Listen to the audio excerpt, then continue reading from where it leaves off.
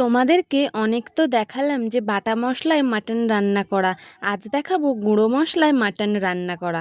তো hello everyone, আমার একটি নতুন রান্নার ভিডিওতে সবাইকে স্বাগত। তো আজ বানাবো গুঁড়ো মশলা দিয়ে খাসির মাংস। তো যাই হোক, মাংসগুলো দেখতেই পাচ্ছ, বেশ অনেকখানি মাংস।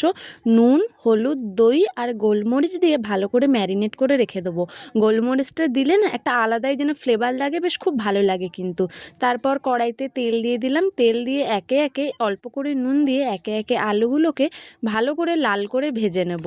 তোমরা চাইলে নাও বা ভাজতে পারো, কারণ মাংসটা তো প্রেশার কুকারে দেবো তার জন্য, কিন্তু আমি আগে থেকে ভেজে নিয়েছি।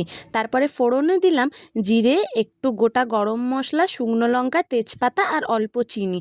সেগুলোকে ভালোভাবে ভাজা হয়ে গেলে কুচনো পেঁয়াজ দিয়ে দেবো। পেঁয়াজগুলো ভালোভাবে লাল হয়ে ভাজা হয়ে আসলে তারপরে আদা আর রসুন বাটাটা দিয়ে দেবো। এবার আদা আর রসুন বাটাটা ভালোভাবে কষানো হয়ে গেলে দুটো কেটে রাখা টমেটো দিয়ে দেবো। তারপর দেখো মোটামুটি টমেটোটাকে ভালোভাবে একটু গলে গলে এসছে, তারপরে মাংসগুলো দিয়ে দেবো। মাংসগুলো দিয়ে এরপর কষানোর পালা। এতখানি মাংস ছিল তো আমি তো খুন্তি দিয়ে নাড়াতেই পাচ্ছিলাম না। তো যাই হোক, মোটামুটি ভালোভাবে নাড়িয়ে চাড়িয়ে থালা ঢাকা দিয়ে দিলাম। তারপর থালা খুলে দেখলাম যে অনেকটাই মোটামুটি জল বেরিয়েছে। তারপর নুন, অল্প করে হলুদ গুঁড়ো দিয়েছি, আগে তো হলুদ গুঁড়ো দেয়াই ছিল তার জন্য। তারপরে লঙ্কা গুঁড়ো, কাশ্মীরি গুঁড়ো লঙ্কা আর অল্প জিরে গুঁড়ো দিয়ে এরপরে মশলাটাকে ভালোভাবে কষাতে হবে মাংসের সাথে। তারপর মশলাটা ভালোভাবে মাংসের সাথে কষানো হয়ে গেলে আবার থালা ঢাকা দিয়ে দেবো। তারপর থালা খুলে দেখবে মোটামুটি অনেকটাই জল বেরোবে। গ্যাসটা কিন্তু কমানোই থাকবে। তারপর গ্যাস হাই করে ভালো করে মাংসটাকে কষাতে হবে যতক্ষণ না ঝোলটা শুকিয়ে যায়। এবার জলটা শুকিয়ে গেলে ভেজে রাখা যে আলুগুলো সেগুলো দিয়ে আবার খানিকক্ষণ মাংসর সাথে নাড়িয়ে চাড়িয়ে নেবো।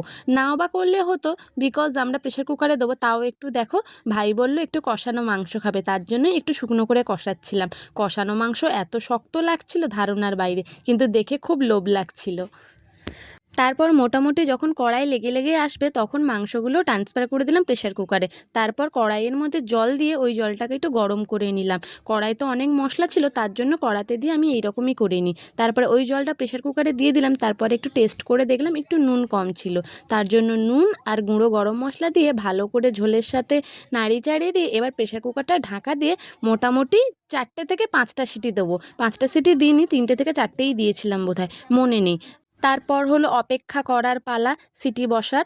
তো দেখো মোটামুটি সিটিটা বসে গেছে। তারপর খুলে দেখলাম মাংস একদম তৈরি, আলুও গলেনি আর মাংসও গলেনি কিন্তু। তো আমি তোমাদের একটু দেখাচ্ছি, দেখো চর্বিগুলোও কিন্তু সেই মতন গলেনি। চর্বিগুলো আজকের বেশ গোটা গোটা ছিল। মাংসটা হয়েছিল নরম তুলতুলে, এক কথায় অসাধারণ।